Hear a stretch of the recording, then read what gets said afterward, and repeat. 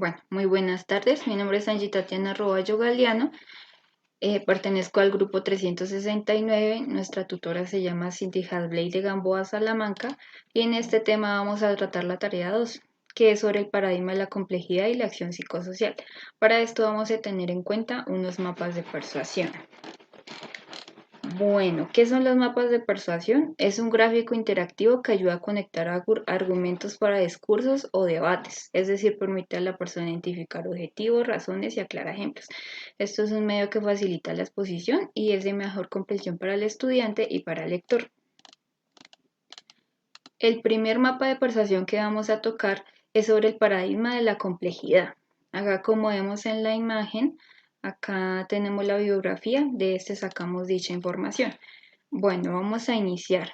El paradigma de la complejidad, primero vamos a basarnos en una pequeña definición. Supone una acción ideológica de valores, pensamiento y acción.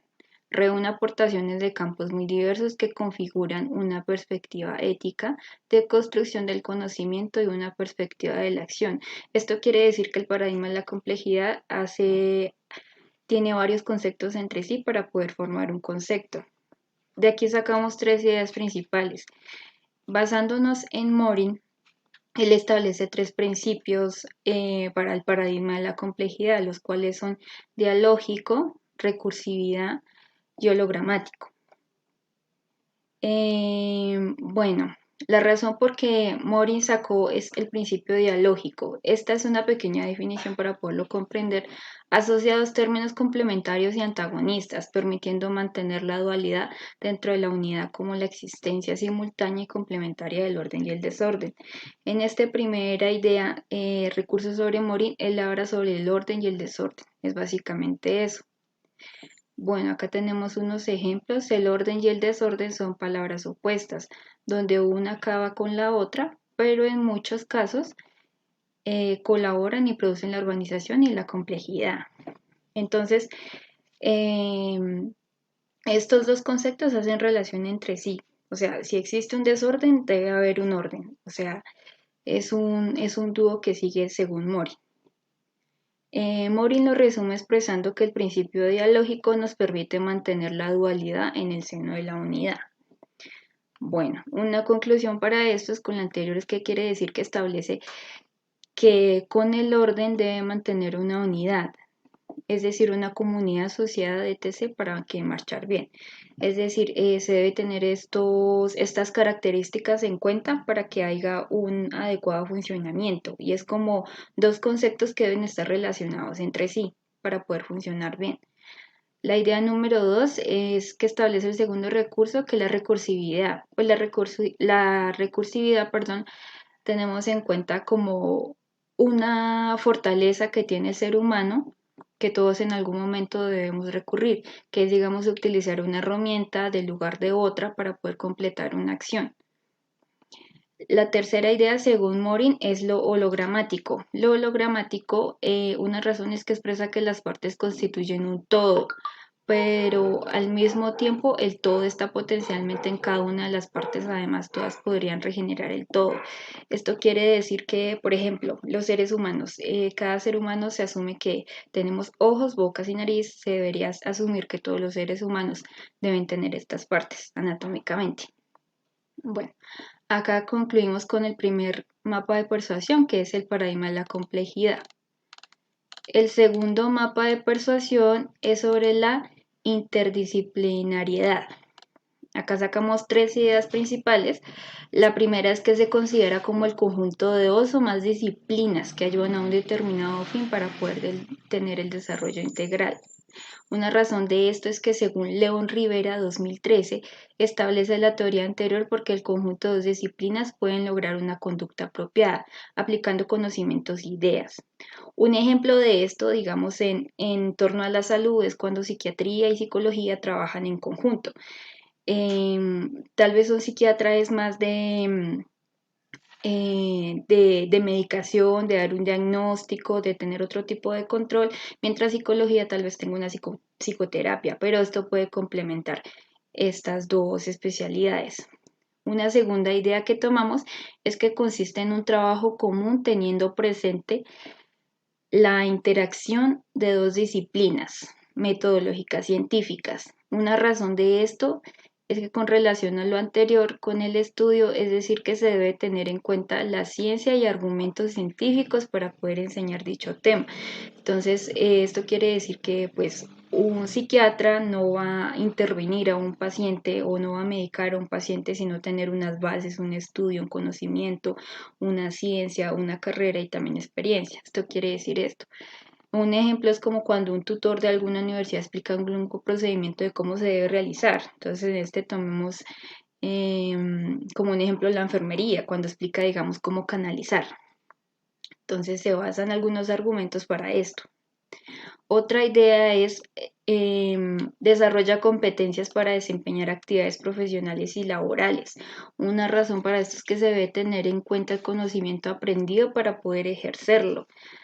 Esto quiere decir que cuando nosotros somos profesionales, nos dedicamos a alguna profesión, siempre debemos tener en cuenta alguna red, un soporte, algún apoyo. Un ejemplo cuando se ejerce alguna profesión como tutor, ingeniero y que asumir responsabilidades para poder realizar su trabajo. Bueno, vamos a tratar el tercer mapa de persuasión. Este trata sobre la transdisciplinariedad. Tenemos tres ideas principales que las vamos a explicar. La primera es que está orientada a solucionar, mitigar y prevenir problemas en la vida, abarcando su complejidad, teniendo en cuenta la diversidad de conocimientos y desarrollando prácticas que promueven lo que se percibe. Una razón de esto es, por ejemplo, la salud mental debe ser trabajada en conjunto con un equipo de especialistas de manera multidisciplinar. Un ejemplo, en casos de trastornos alimenticios, una persona que conlleva un trastorno alimenticio no solo debe ser tratada emocionalmente o psicológicamente o medicada por un psiquiatra, sino también deben tocar los otros factores, ¿no? Como puede ser la nutrición, que hay una disminución de peso, que hay daño físico y fisiológico. Una segunda idea es que es una herramienta para afrontar problemas y prioridades en el campo de la salud mental.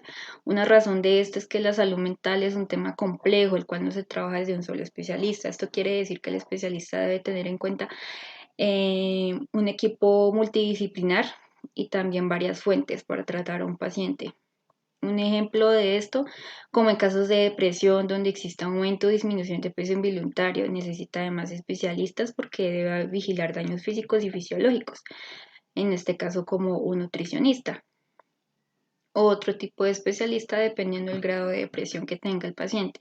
Otra idea es un esquema cognitivo que permite atravesar las disciplinas, según Mori 1984, o el espacio entre dos dimensiones donde se evidencia un constante flujo de información.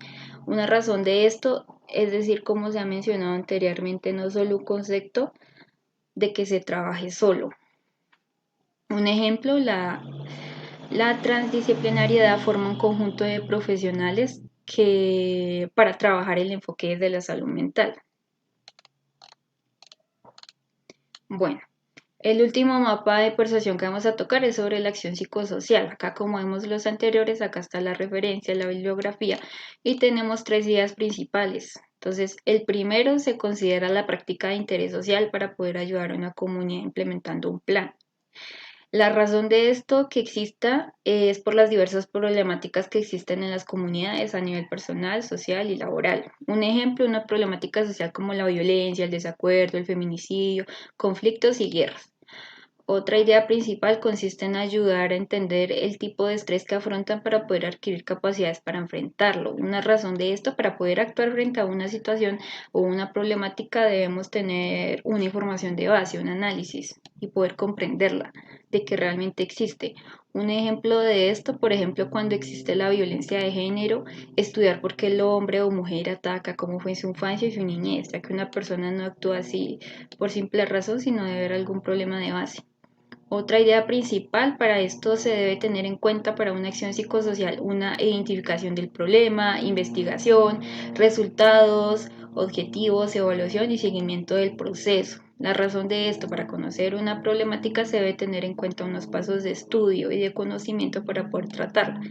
Un ejemplo, cuando existe el machismo, se puede estudiar el caso de cerca y crianza del hombre que tiene esta conducta, ya que no va a actuar así, digamos, por una simple razón, sino también puede depender de su crianza y cómo lo han criado en su pasado.